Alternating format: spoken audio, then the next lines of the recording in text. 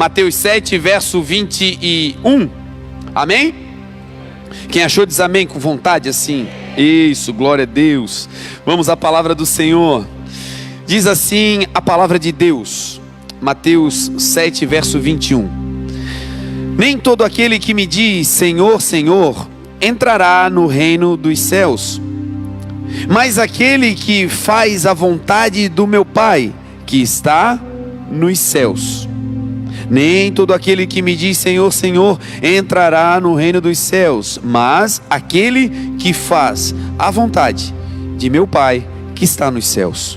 Muitos me dirão naquele dia, Senhor, Senhor, não profetizamos nós em teu nome? E em teu nome não expulsamos demônios? E em teu nome não fizemos muitas maravilhas? Então lhes direi abertamente, nunca vos conheci, apartai-vos de mim, vocês que praticam a iniquidade. Oremos. Pai, muito obrigado, Senhor, pela tua bondade, muito obrigado, Senhor, pela tua palavra. Muito obrigado, Jesus, porque o Senhor tem nos abençoado, o Senhor tem nos ajudado, o Senhor tem sido um Deus que está restaurando, Senhor, famílias, restaurando, Senhor, casamentos, restaurando vidas. Isso tudo para nós é motivo de muita alegria. Agora, Senhor, o que nós queremos é que o Senhor fale conosco. Fala, Senhor, através da Tua palavra. Fala, Senhor, agora conosco de maneira diretiva, de maneira personal, de maneira individual. Leva-nos, Senhor, a um lugar de compreensão e de aprimoramento. Que nessa noite nós possamos estar unidos, sentados, com os corações abertos para ouvir a Tua instrução. Que aquilo que é humano, natural e terreno desapareça, e que aquilo que é sobrenatural, celestial e divino, que isso venha sobre cada um de nós. Aqui estamos como igreja do Deus vivo, com os corações abertos para sairmos daqui melhorados, aprimorados, aperfeiçoados para a glória do teu nome. Essa é a oração que nós fazemos, e a ti, Jesus, nós damos honra, glória e louvor para tudo que o Senhor fizer. Nós juntos declaramos amém. Amém? Essa palavra que lemos hoje é uma palavra emblemática, é uma palavra que tem uma conotação futurística. Jesus, quando falou sobre essa palavra para os discípulos e para aqueles que estavam junto dele naquela oportunidade, ele não estava falando de algo que já estava acontecendo. Jesus não estava falando de uma palavra temporal. Essa palavra é uma palavra atemporal, é uma palavra que não estava restrita aos dias da vida de Jesus.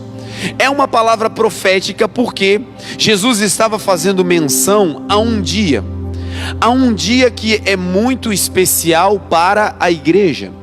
Há um dia que alguns, pela sua incapacidade de fé, não conseguem aceitar que um dia esse dia chegará. Esse dia é um dia tão forte na história da humanidade e na história da igreja, que é conhecido na Bíblia como o dia do Senhor. É um dia que será diferenciado de todos os outros. Hoje nós, para percebermos o agir de Deus, para notarmos a bondade do Senhor, para algumas situações é necessário discernimento espiritual. É algo que, sem discernir o que está acontecendo no mundo espiritual, não conseguimos perceber a presença ou a intervenção de Deus naquela situação. Outras situações, elas já acontecem de maneira clara, de maneira revelada. A palavra do Senhor diz que as coisas ocultas pertencem a Deus, mas as reveladas pertencem a nós e aos nossos filhos para sempre. Então existe no mundo e na obra de Deus dois temas.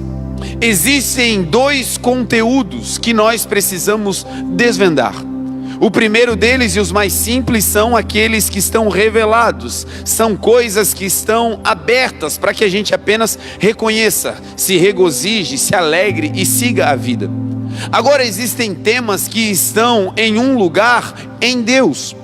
Existem entendimentos e compreensões que nós não teremos baseado na nossa mente odierna, na nossa capacidade terrena e natural de interpretação de fatos.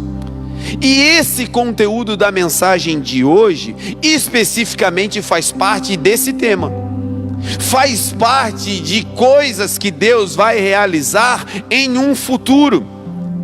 E nós, seres humanos, temos uma dificuldade de lidar com o futuro, porque parece que o futuro é um tempo que nunca chegará, porque parece que poupar hoje para ter amanhã é um grande desperdício, porque o amanhã ainda não existe.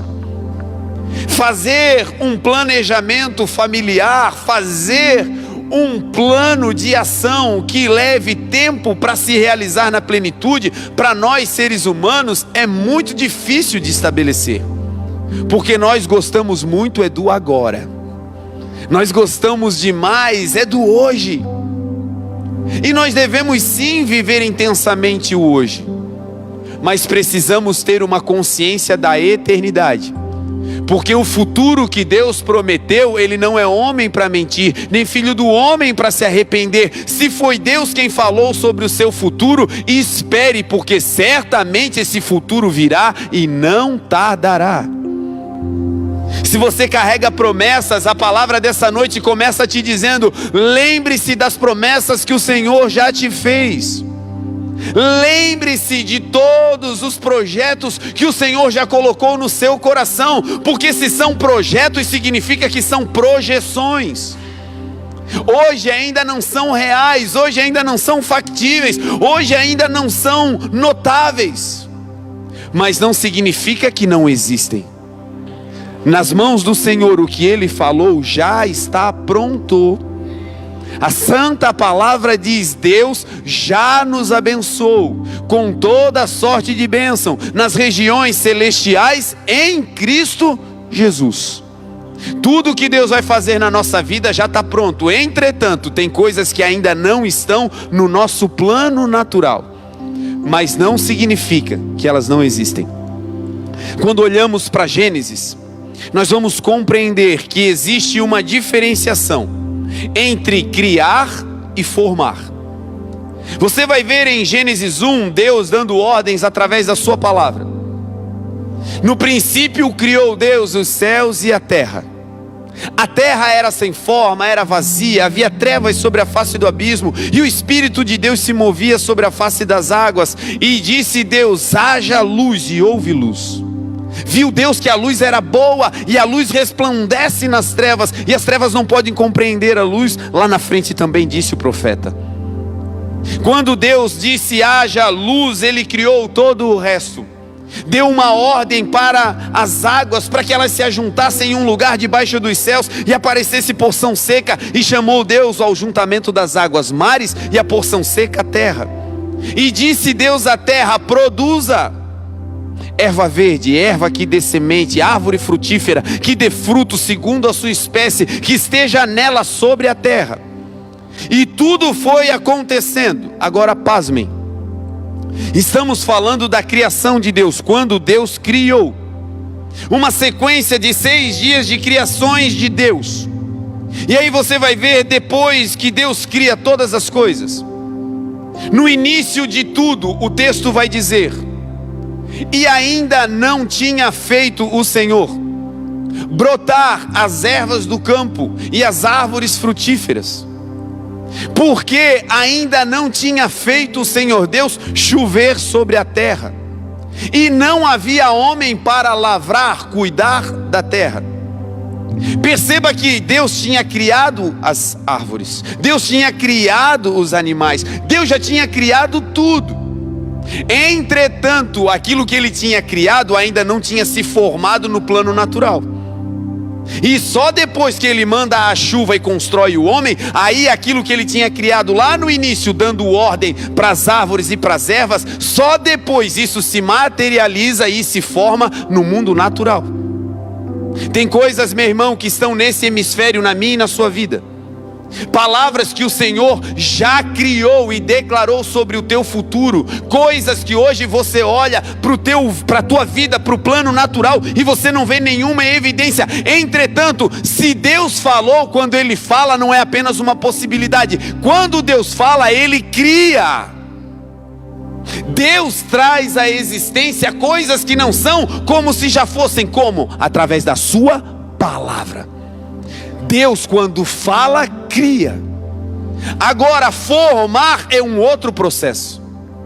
Criar é o modelo, criar é o projeto, criar é arquitetar, é planificar. Formar é trazer à existência.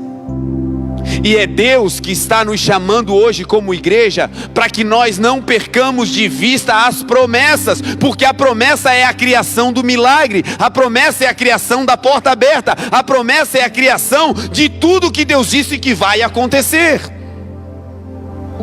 Não perca de vista a promessa de Deus, a palavra que cria, mas não viva o presente desconsiderando que para chegar na promessa existe uma caminhada, porque muitas das promessas ainda estão no futuro.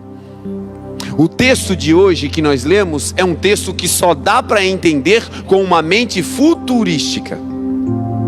É um texto que traz uma realidade para nós como igreja, que nós só conseguiremos compreender olhando para a vida, sabendo que depois dessa vida tem algo a mais. A palavra do Senhor nos ensina como igreja: se a fé de vocês está depositada apenas para essa vida, considerem-se os mais miseráveis dos homens. Se a nossa esperança está em viver e vencer apenas no hoje e no agora, seria inútil todo o trabalho. Salmo 127 diz: se Deus não edificar a casa, em vão trabalham os que edificam. Se Deus não guardar a cidade, em vão vigia a sentinela.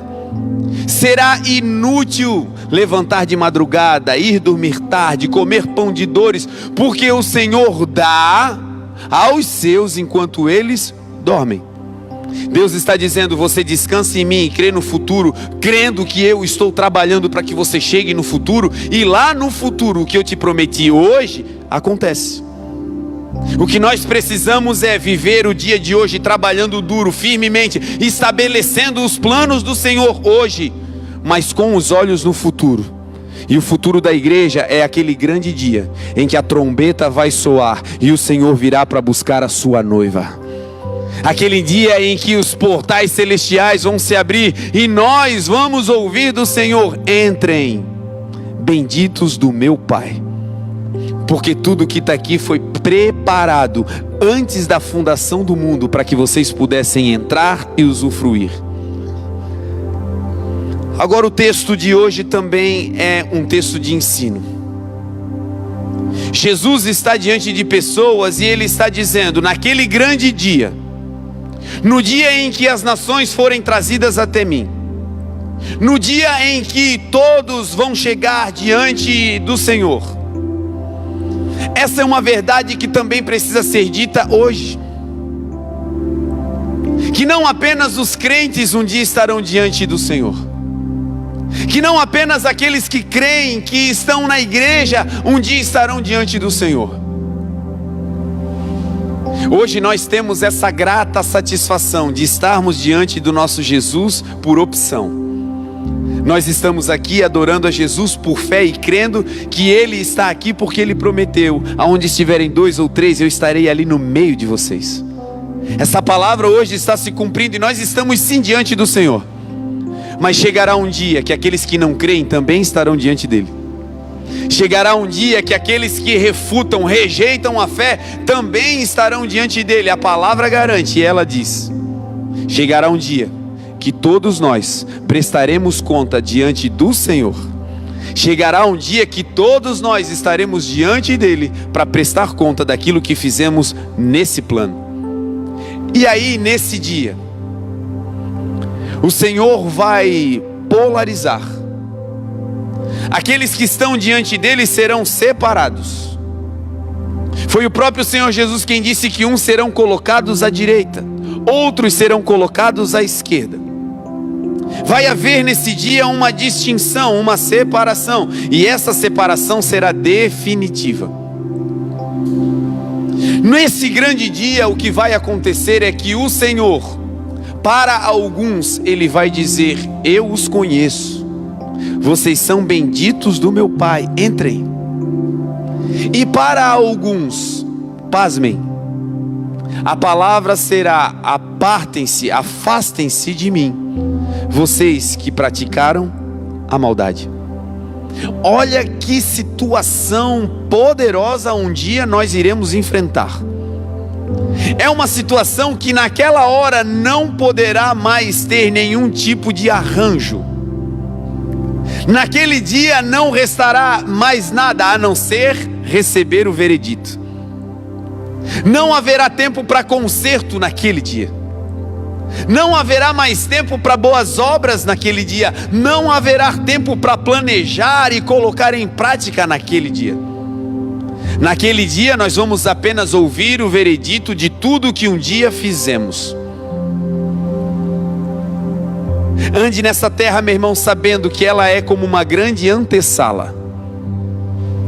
Uma antessala que nós estamos esperando a porta da sala real do trono de Deus se abrir, aonde nós entraremos, então passaremos a eternidade com Ele, aonde Ele mesmo vai enxugar dos nossos olhos toda lágrima, aonde não haverá mais pranto, aonde não haverá mais dor. Ali nós estaremos com o nosso Deus face a face. O conheceremos assim como somos plenamente conhecidos, diz a palavra. Naquele dia não haverá mais mistérios, nós compreenderemos tudo plenamente. Mas o que vai fazer com que a porta abra, a chave vire e a gente possa entrar nesse lugar, está atrelado ao que fizermos nesse tempo. Está atrelado à vida que levarmos nesse momento, nessa fase da existência que chamamos de vida. O Senhor Jesus disse: olha, existe um povo que está até fazendo milagres. Existem pessoas que estão fazendo obras maravilhosas em nome de Jesus. Gente que conhece o Senhor e que até consegue ser usada no nome dEle. Entretanto, essas pessoas não têm o que de mais valioso precisa-se.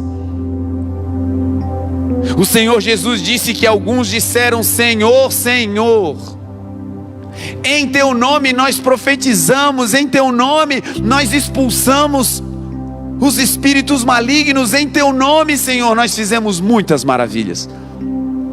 E tudo isso foi verdade, o Senhor não negou, o Senhor não disse vocês não fizeram. Mas o que o Senhor disse foi: eu não os conheço. Não é um choque pensar que nós podemos conhecer o Senhor e Ele não nos conhecer? Não é um choque pensar que nós podemos estar andando na direção correta, entretanto não estarmos vivendo de acordo com a vontade daquele que nos chamou? Que coisa linda o que Jesus ensina nesse texto.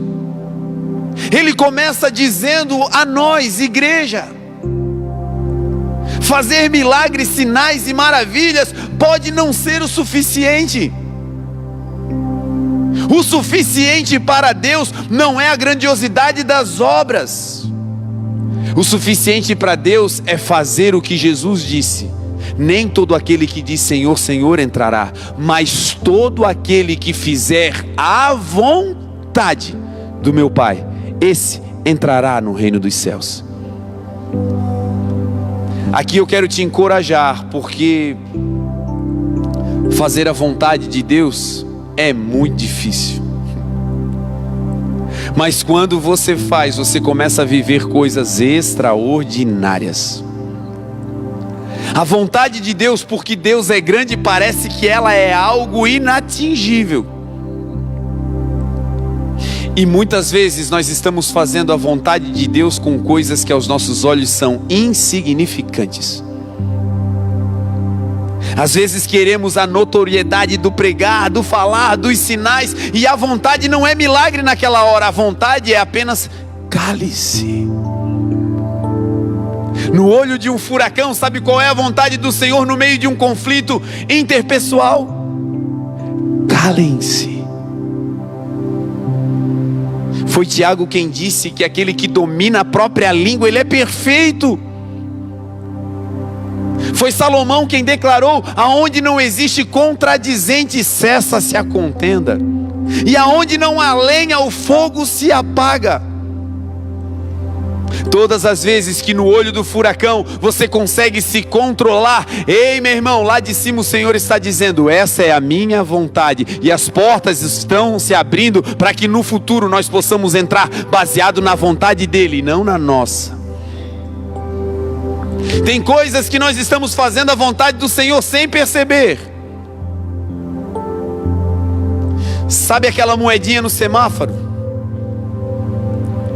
Sabe aquela roupa que você botou na sacola e trouxe para doar para alguém? Sabe aquele sentimento de ajudar um familiar que estava passando por uma necessidade? Talvez ele nem saiba que foi você que ajudou. Mas quando essa ajuda chegou para um necessitado, ali nós estávamos atingindo a vontade de Deus. Foi o próprio Senhor Jesus também quem disse: eu tive frio e vocês me aqueceram, eu tive fome e vocês me deram de comer, eu estive preso e vocês foram me visitar, eu estive enfermo e vocês foram me ver. E as nações disseram: Senhor, quando nós te vimos assim?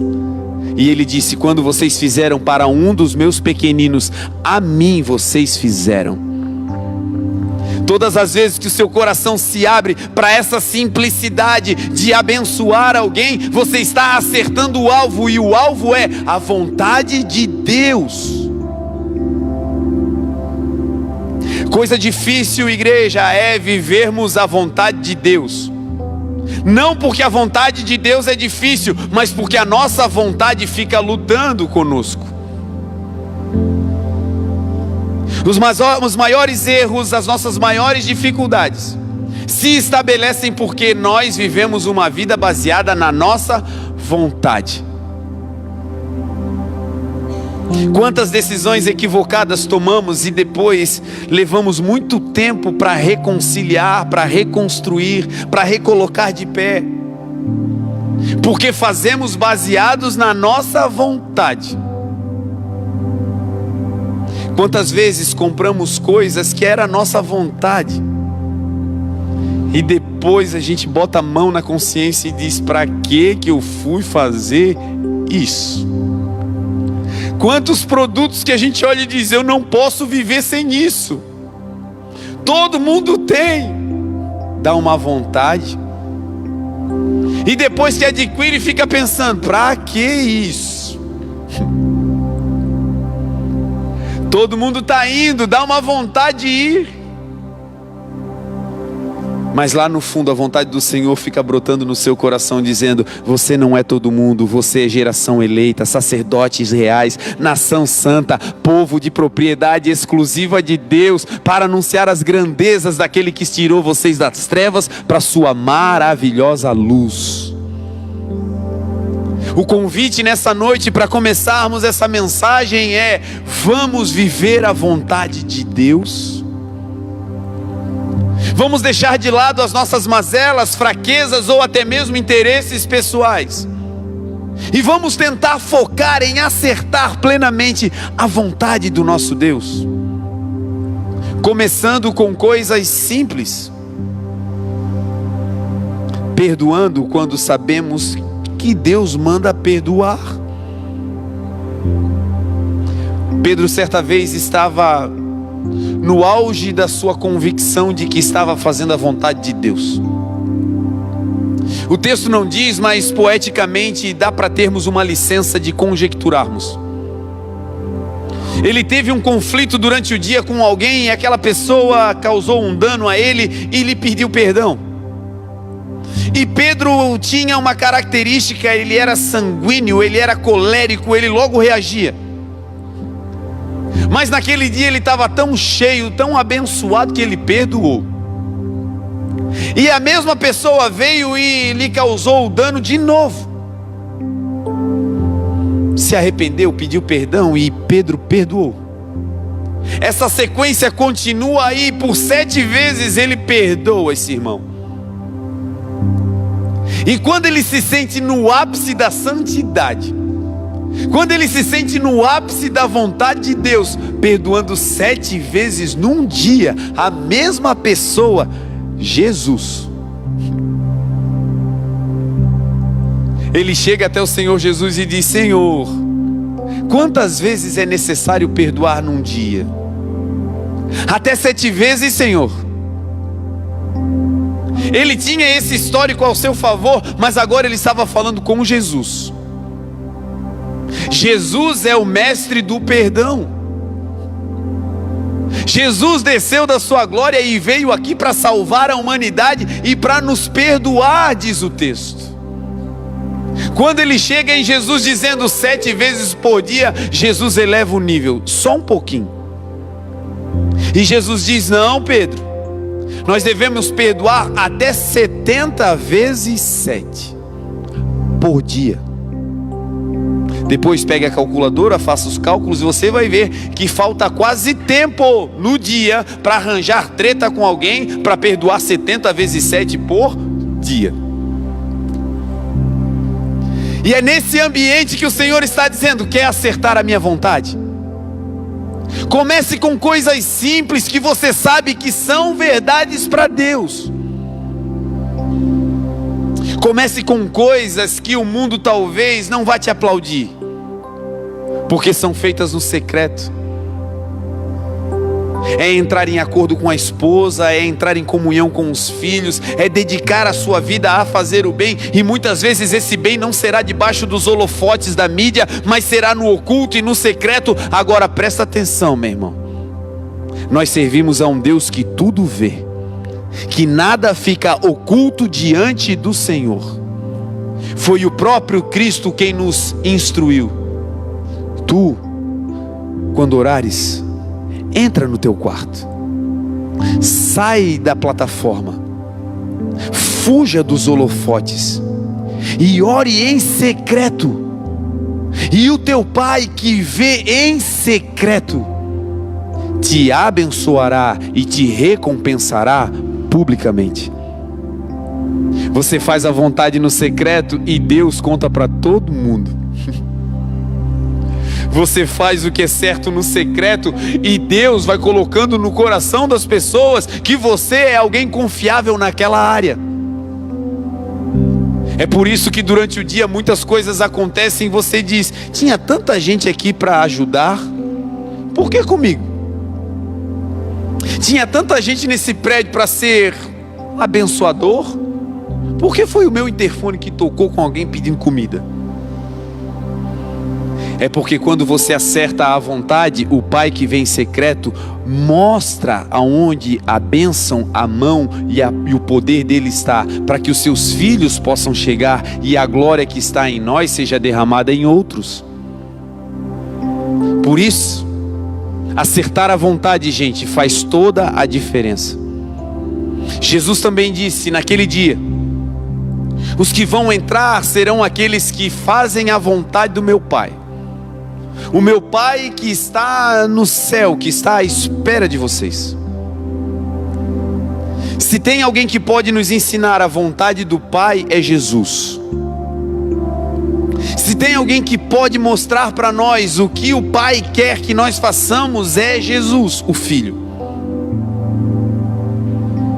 Todas as vezes que Jesus entra em um lugar, a vontade de Deus se estabelece. Às vezes nós não conseguimos realizar a vontade, então tem uma estratégia.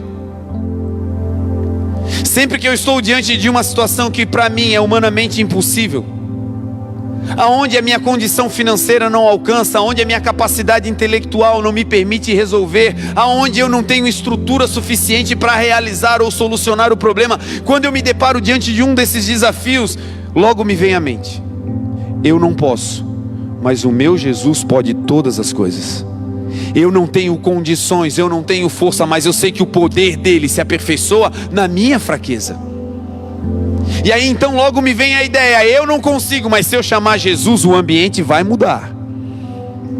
Eu não consigo atravessar esse mar, eu não consigo passar por esse deserto, mas se Jesus vier, vai mudar, porque aonde Jesus chega, a vontade de Deus se estabelece. Todas as vezes que Jesus entra em um lugar, a história muda. Quando Jesus entra em uma família, a história inteira da família muda. A Bíblia conta o dia em que Maria, uma camponesa, foi visitada por um anjo, Gabriel. O anjo vem até ela e lhe cumprimenta dizendo: Pai seja convosco. Você é bem-aventurada, bendita entre as mulheres. Aquela menina simples, uma virgem, uma menina que estava numa situação deplorável, não de miséria, mas de simplicidade. Ela agora recebe a visita de um anjo, e um anjo que assiste na presença de Deus. Ela era uma anônima até aquele momento, mas os céus viram nela algo que iria fazer a diferença na vida da humanidade. E o que era? Aquela mulher, aquela menina, ela tinha espaço na sua vida para que Jesus pudesse entrar.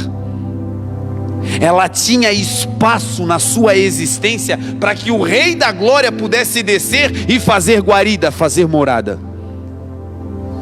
Talvez hoje você está aqui e se sente anônimo.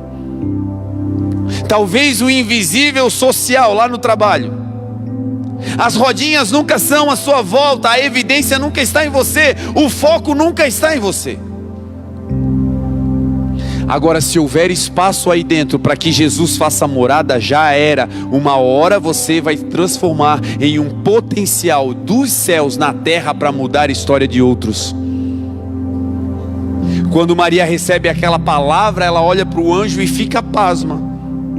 Ela fica pensando: que cumprimento é esse? Bendita entre as mulheres, eu? Ninguém nem me conhece. Mas porque ela fazia a vontade do Pai que estava nos céus, o Pai a conhecia. Você pode não ser conhecido na terra, pode não ter muitos seguidores nas mídias sociais, mas se está fazendo a vontade do Senhor, ei, os céus te conhecem. Permaneça. E o anjo diz: Maria, você vai ser coberta com o poder do Altíssimo.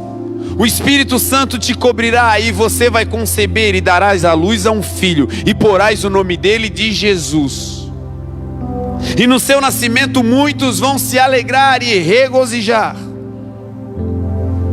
E ela olha para o anjo e diz: como é que isso vai acontecer? Eu sou virgem. E o anjo explica: o poder do Altíssimo, ele vai te cobrir. E esse espaço que você tem, quando o Espírito Santo descer, será preenchido por Jesus. É o que Deus está dizendo para a nossa geração. Se você tem um espaço vazio aí dentro e você se colocar numa condição de fazer a vontade de Deus, vai chegar uma hora que esse espaço será plenamente preenchido pela presença de Jesus.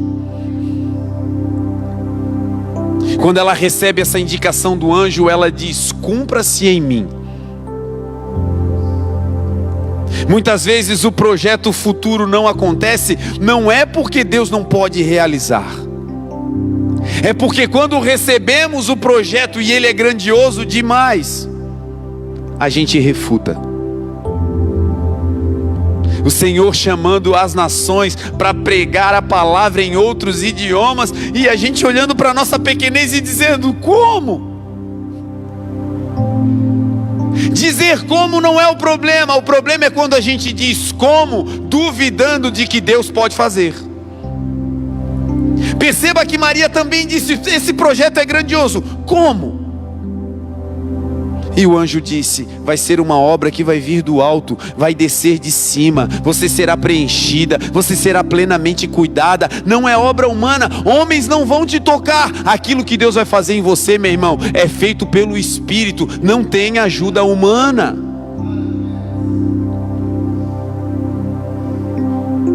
O anjo visita Maria e ela recebe essa palavra e aceita.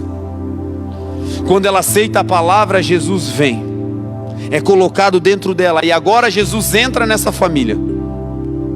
Jesus entrou nessa família que era uma família normalzinha, uma família que não tinha um histórico de pessoas que tinham notoriedade na cidade, que eram famosas. Não, era uma família normal, mas que deixaram de ser normais quando Jesus entrou. Era uma família que todo mundo era igualzinho, mas quando Jesus entrou, essa família entrou para a história da humanidade. Até aqui a sua vida pode ser normalzinha, mas se você deixar Jesus entrar, Ele pode te colocar marcado na história da tua geração, meu amigo. Você já parou para pensar como é que um negócio caseiro um dia se transforma em uma multinacional? Não sei se você já parou para ler biografias de homens e mulheres que fizeram algo relevante em corporações. Quando a gente olha para uma grande marca, parece que já nasceu gigante. Quando a gente olha para uma grande empresa, parece que já nasceu enorme. Pasmem, as maiores corporações de hoje nasceram em fundo de quintais.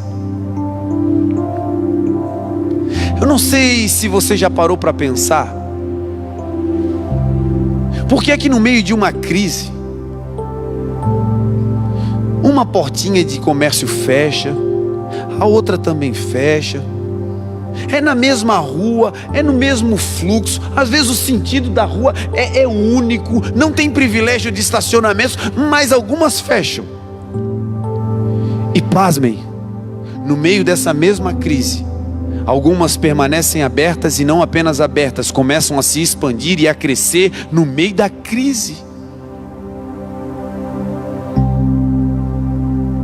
Você já parou para pensar que existem pessoas que hoje são relevantes na fé, ministros do Evangelho, que hoje estão influenciando a nossa nação para seguir a Jesus, e que essas pessoas têm irmãos, familiares, que continuam com a sua vidinha normal, mas de repente um começa a voar mais alto, começa a entender o que eles não entenderam, começa a falar de coisas que a família nunca ouviu. É gente que está na mesma igreja, ouvindo a mesma mensagem, recebendo o mesmo alimento, tomando a mesma água do bebedouro, usando o mesmo banheiro,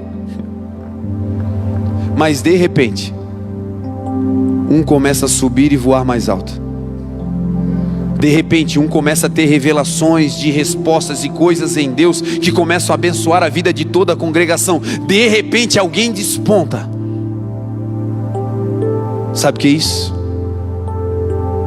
São aqueles que em algum momento na sua vida dizem o que Maria disse: Senhor, cumpra-se em mim a tua vontade. Eu abro espaço para o Senhor Jesus entrar, e quando Ele entra, Ele eleva, coloca num lugar alto e faz com que a vida inteira seja transformada. Ei, Blumenau, o Senhor te trouxe não apenas para ouvir uma mensagem, mas para colocar um desejo no teu coração de ser na tua casa aquele que vai dizer: eis-me aqui, Senhor, começa comigo. Existe uma unção sendo derramada sobre a nossa história, e esse é o tempo, é a história da igreja. Ei, meu irmão, falei hoje pela manhã, o Senhor disse: chegou a hora do impacto. Chegou a hora de Deus impactar os lugares com a sua presença. E vai começar com quem? Com aqueles que disserem: eis-me aqui, Senhor. Você vai começar a vender mais que todo mundo, e não vai ser para a tua glória, porque você vai dar espaço para Jesus. O problema lá na tua loja não vai mais ser arranjar ajuda, fazer propaganda para as pessoas chegarem, não. O teu problema vai ser fechar a loja no horário, porque quando Deus entra, tudo muda. Deus está dizendo: ei, abre espaço, diga sim, porque quando Jesus entra, tudo é transformado. Maria foi aquela que abriu a porta para Jesus entrar na família. A sua prima Isabel estava grávida na velhice, diz a palavra. Lucas 1:37, o anjo fala para Maria: ei, Maria, A tua prima também está grávida e ela vai dar à luz a um filho já na velhice, porque para Deus nada é impossível. Ei, o sonho pode ser grandioso, a promessa pode ser enorme. Não se baseie na dificuldade do trabalho, se baseie na grandeza do Deus que você serve. Maria vai até Isabel. Quando ela chega perto de Isabel, quando ela chega na casa, Maria cumprimenta Isabel. Maria faz uma saudação normal, dizendo: o Pai seja convosco. E quando Isabel escuta a voz daquela que está carregando Jesus, o texto diz que Isabel foi cheia do Espírito Santo, só em ouvir o cumprimento.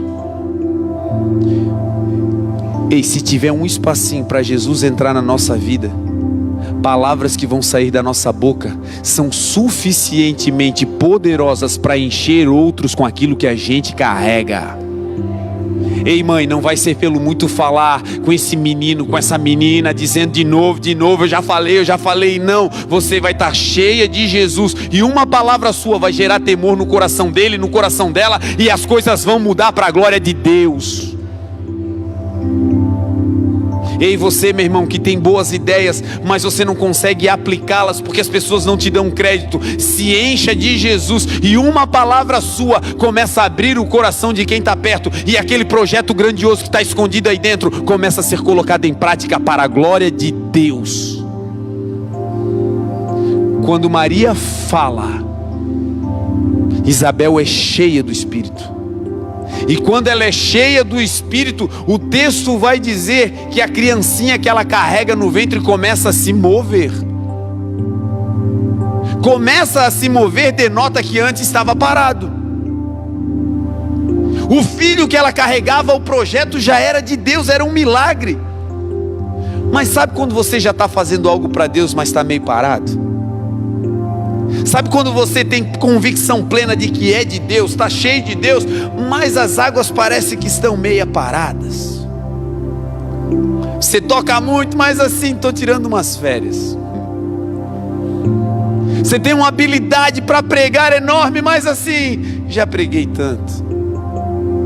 Está cheio, o dom está aí, mas está parado. Aí basta um doido, uma doidinha, cheia de Jesus, chegar perto, e o fogo que está nele ou nela começa a te incendiar.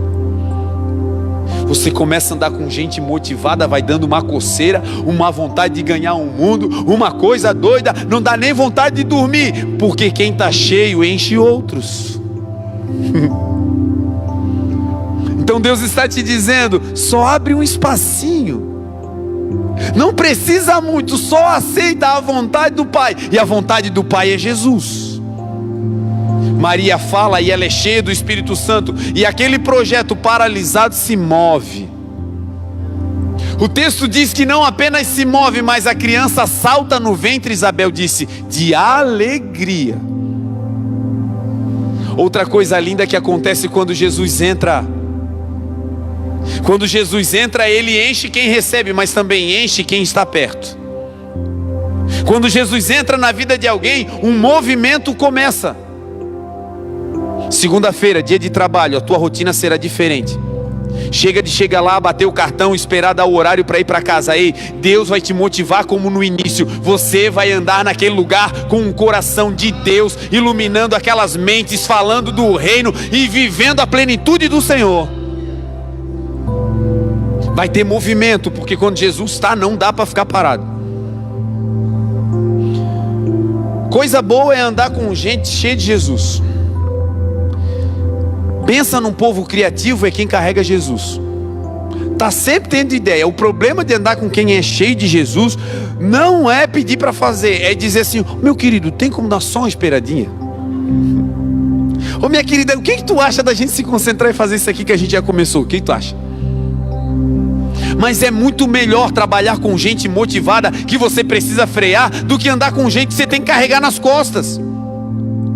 Sabe quem é que sobe no mundo corporativo de hoje? Os proativos. Proatividade tem tudo a ver com Jesus. Quando ele veio, ele tocou fogo no universo e nunca mais a gente parou de queimar.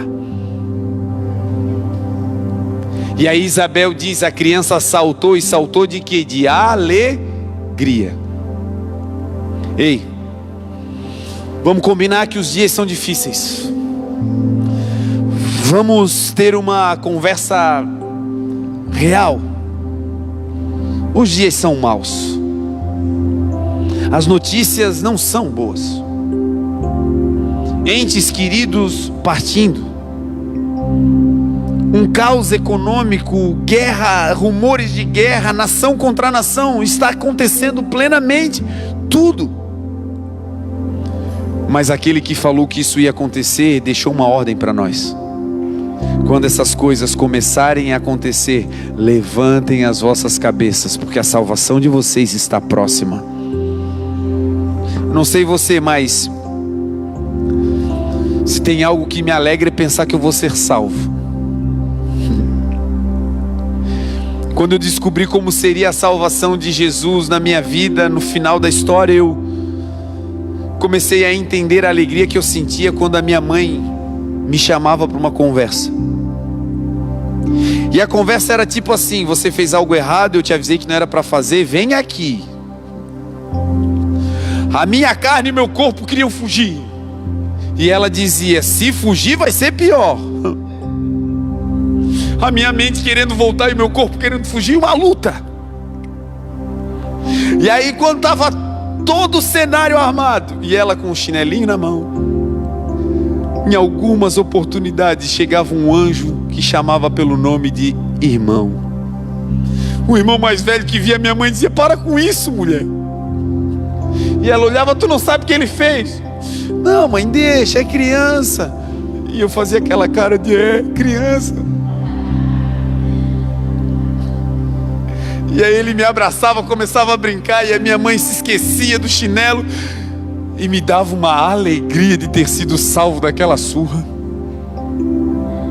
Ei, todos os dias o Senhor continua nos salvando. Salvando das aflições, salvando das doenças, salvando das crises. Ei, gente, nós temos milagres no nosso meio. Está tocando aqui conosco o irmão Alex. Estava na UTI. E está aqui, tocando para Jesus, porque o Senhor o salvou. Quantas salvações aí embaixo, se cada um pudesse levantar a mão e dizer quanta coisa o Senhor tem feito por nós. E sabe o que Ele espera quando a gente descobre que está sendo salvo? A alegria. Quando Jesus entra, Ele salva e deixa todo mundo feliz, alegres. Nesse texto de Maria, quando Jesus entra na família, ela volta para casa. E quando ela volta, ela é recebida por José, o noivo, que viu a sua esposa virgem saindo. E quando ela volta, volta grávida. Aí, pasmem no que acontece quando Jesus entra numa casa. Maria recebe Jesus, Jesus entra na família, Isabel, a prima, é tocada, começa um rebuliço. Agora Maria volta para casa e encontra o marido. José, quando vê aquilo, humanamente, ele tem todos os subsídios para dizer algo errado, como diria popularmente, algo errado não está certo. Não combina. Mas porque ele era justo, ele foi orar, ele foi falar com Deus, ele foi buscar uma forma de deixar Maria secretamente, porque ele era justo. Olha que coisa linda. Ele tinha todas as razões do mundo para deixá-la de lado, mas porque ele era justo, no olhar dele, a injustiça de Maria ou o erro que ela tinha cometido não iriam alterar a justiça que ele carregava. Pode estar todo mundo fazendo errado, nós não faremos, porque o Senhor nos justificou. Pode estar todo mundo tentando, e as evidências podem ser, nós não faremos, para manter a justiça de Deus sobre nós. E um princípio de sabedoria: Porque José não agiu na sua vontade, mas buscou a vontade do Pai. Deus teve tempo de trabalhar o seu coração para dar a ele a resposta perfeita. Ei, não reaja no impulso, ei, não faça na sua vontade, procure o tempo de saber a vontade de Deus, porque quando a vontade de Deus for revelada, vai ser bênção para todo lado. A vontade de Deus se manifesta em um sonho para José. José sonha e um anjo vem e diz a ele: José, não tema receber a tua esposa, porque o que nela está sendo gerado é do Espírito de Deus. Como eu queria que Deus visitasse assim aqueles que duvidam da gente e dissesse: ei, não se mete com ele, o que ele está carregando veio do alto. Não seria bom, esposa, Deus vir dar um sonho para o teu marido dizendo: ei, não toca nela, não mexe, não atrapalhe o plano, ela é de Deus e está fazendo algo lindo para mim? Não seria bom você que é funcionário chegar amanhã, segunda-feira, no seu posto de trabalho, e aquele encarregado, que também atende pelo codinome de atribulado, ele te tratar com um zelo e dizer: homem de Deus, vem cá, senta aqui, mulher de Deus, o que tu está precisando? E você ficar dizendo: meu Deus, até ontem era, e hoje está assim. E aí você um dia descobrir numa conversa que ele teve um sonho e Deus contou para ele que você carrega algo de Deus. O que aconteceu com Maria foi exatamente isso. Voltou para casa e porque ela carregava Jesus, o marido começou a sonhar com as coisas de Deus. Perceba que não teve discussão e briga. Perceba que não foi necessário um DR. Eles não precisavam discutir a relação para entender que um era de Deus e o outro não era, não. Ela estava tão cheia de Jesus que o próprio Deus mandou um sonho para ele dizendo: ei, deixa a minha serva trabalhar, o que ela está carregando veio do alto. Eu creio nisso, gente, que nós vamos andar nessa terra e as pessoas vão abrir portas, não porque a gente é bonitinho ou porque tem dinheiro, mas porque vão ver em nós pessoas que carregam aquilo que veio do alto, o Espírito de Deus que nos foi dado. Todas as vezes que Jesus entra, Ele muda tudo. A Bíblia é repleta de histórias de Jesus entrando e mudando o destino. Uma das histórias que eu mais gosto de mudança de vida, quando Jesus entra, é quando ele entra na empresa de Pedro. Pedro era um empreendedor, tinha uma cooperativa de pesca, tinha pessoas trabalhando junto com ele, agregados, mas estava vivendo uma crise terrível. O texto bíblico diz que ele estava no mar da Galileia, na beirada do mar. Ele e outros barquinhos tinham vindo de uma rotina, de uma noite inteira que não tinham pegado nada. Saiu para trabalhar, foi cedo, passou a madrugada e a noite toda trabalhando, mas não voltou para casa com salário. Uma noite inteira de frustração, de trabalho sem recompensa. Quem sabe você está aqui com salários atrasados. Quem sabe você está escutando essa mensagem e você tem coisas para pagar e não consegue porque não te pagaram. Esse era o contexto de Pedro naquele dia. Aí Jesus vem caminhando pela praia e Pedro está lavando as redes, diz o texto. Uma multidão vem com Jesus, apertando Jesus para ouvir a palavra. E Jesus chega perto do barco de Pedro e diz a ele: olha, afaste o teu barco, afasta um pouquinho o barco, tira ele da areia, coloca ele na água para que eu possa pregar para a multidão. Pedro aceita, Jesus entra no barco e começa a pregar. Um princípio lindo para que Jesus entre e comece a mudar uma história é que às vezes Jesus já está dentro do barco, às vezes Jesus já está dentro da empresa, já está no casamento. Entretanto, aquele casamento, aquela empresa não dão a Jesus espaço para que ele possa atuar. Quando Pedro afasta o barco e Jesus senta no barco, Jesus pega o barco de Pedro emprestado para pregar a palavra. Será que lá na tua mesa de trabalho tem um espacinho para que a palavra de Deus seja liberada? Será que Jesus pode usar a tua empresa lá no começo, quando vocês vão se reunir? Será que dá para ele chegar de manhã cedo e interferir ali com uma oração no meio de vocês? Será que dá para Jesus usar o nosso carro para abençoar alguém? Será que Jesus pode usar a nossa capacidade intelectual de criar para criar algo para o seu reino? Foi algo simples. Jesus pediu: Pedro, deixa eu usar o teu barquinho falido. Deixa eu usar o teu casamento que está em frangalho aí, deixa eu usar. Deixa eu usar a tua vida financeira que você está dizendo é impagável, pastor. E Jesus, para mudar a história, ele só quer um espaço. Deixa ele entrar nessa área. Deixa ele entrar na tua vida econômica. Deixa ele entrar no casamento. Deixa ele entrar na empresa. Deixa ele entrar no teu dom. Deixa.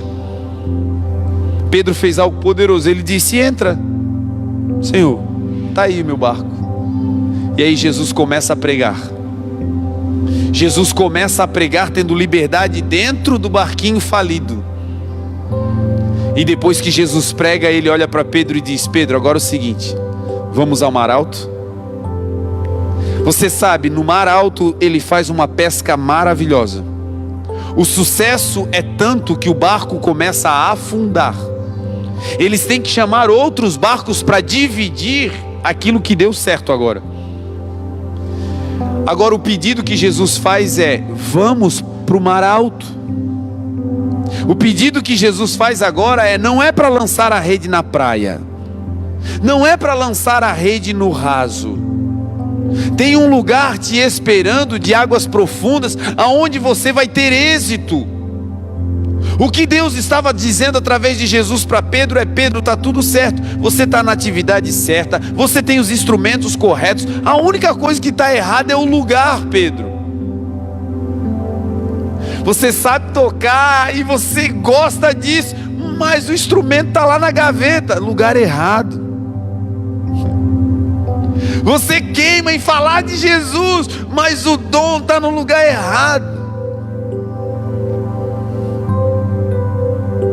E o Senhor está dizendo: ei, eu quero te colocar no lugar certo, e aquilo que você já tem vai dar certo para a minha glória.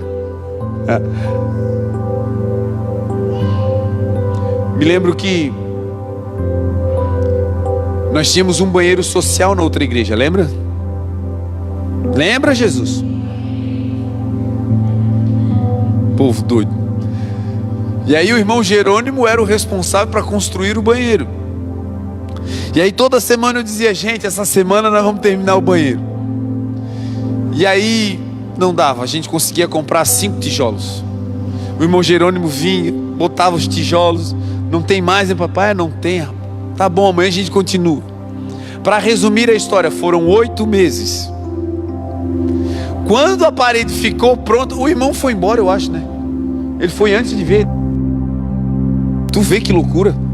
Deus usou ele para começar e ele foi embora. E depois nós terminamos. Gente, era uma parede, sei lá, de 2 metros. E eu ia para casa e ficava: Senhor, como é que a gente não consegue terminar esse negócio? Senhor, é só um pouquinho de tijolo. Senhor, não tem barro no mundo para o Senhor mandar uns tijolos aqui para a gente, Senhor. Meu Deus. E ficou. Aí de repente começou a vir um material, foi indo, ah, meu Deus, pum, deu certo. Começamos a trabalhar. No último mês lá, nós demos 80 banhos em um mês. 80 pessoas que foram atendidas lá naquele banheirinho num único mês. E quando viemos para cá, a gente não conhecia nada. Quando eu abri aquela porta do lado de fora, que eu olhei aquele corredor, o meu coração disparou e eu pensei: quer ver que é banheiro? Aí nós abrimos a segunda porta. Quando eu olhei, era um banheiro todo cheio de azulejo, bonitinho, com pia, já com a saída do chuveiro. Eu digo, meu Deus, tá pronto. E aí eu fui pelo lado do corredor e olhei, tinha mais uma porta. Eu falei, só que faltava ser mais um banheiro, Senhor. E quando eu abri a porta, pasmem, mais um banheiro, grande, amplo, pronto. Cheguei no final do corredor, uma sala. Lá as roupas ficavam dentro do banheiro e agora tem uma sala só para guardar as roupas. Quando eu saí, já saí chorando, porque a gente não chora, né? E sabe qual foi a sensação? Porque vocês não desistiram naquele outro ambiente, agora eu coloquei vocês no lugar certo. E no lugar certo tudo flui. Quero profetizar sobre a sua vida que ainda esse mês o Senhor vai te colocar no lugar certo. Esse instrumento vai sair da gaveta, você vai voltar a tocar para a glória de Deus. Você vai voltar a ministrar com alegria para a glória de Deus. Você vai voltar a falar das verdades do céu para a glória de Deus. Deus vai nos reposicionar e isso está começando hoje para a glória dele. Você crê nisso? Se coloque de pé em nome de Jesus.